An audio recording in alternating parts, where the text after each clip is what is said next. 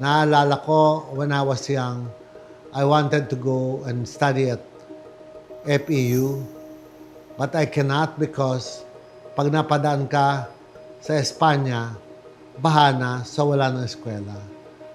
But my God, that was when I was 17, 18 years old. That is like 40 plus years ago. At yun pa din ang problema. Binabaha pa din ang Espanya. To think about it, taon-taon ay nilalagyan yan at nire-request ng anti-flood control budget.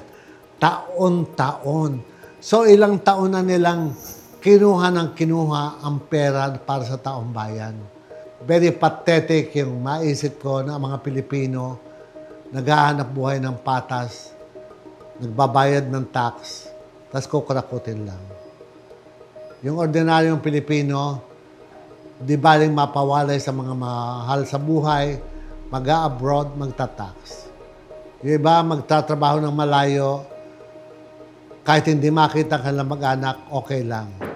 Dahil pagka sumweldo sila, bibili sila ng mga modest appliances.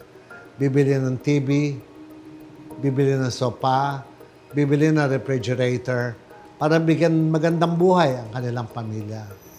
At nang dahil sa kasakiman ng mga politiko, lahat ng pinagpagguraw ng bawat Pilipino masisira lamang nang dahil sa baha. Puputikin ang mga TV, ang mga refrigerator, sira na pong lahat. At hindi po natin pwedeng sisihin yung may bahay. Ang sisisihin natin, sinong may gawa, bakit nagbabaha.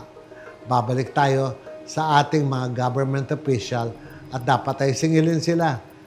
Kagaya na lamang po nung bumagyo ang Krising, nagbaha, pumasok si Fabian, nagbaha. Sa village namin, marami mga professor ng Ateneo ang nakatira doon. Nagpasa sila ng message sa group chat na mag-donate para sa mga taong binaha. Sumagot ako sa group chat.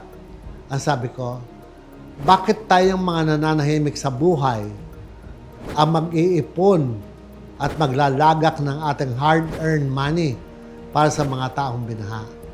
Bakit hindi singilin yung kanilang mga kinatawan? Yung kanilang mga government official na humawak ng kanilang pera kaya sila nasa black sa ganyang kalagayan.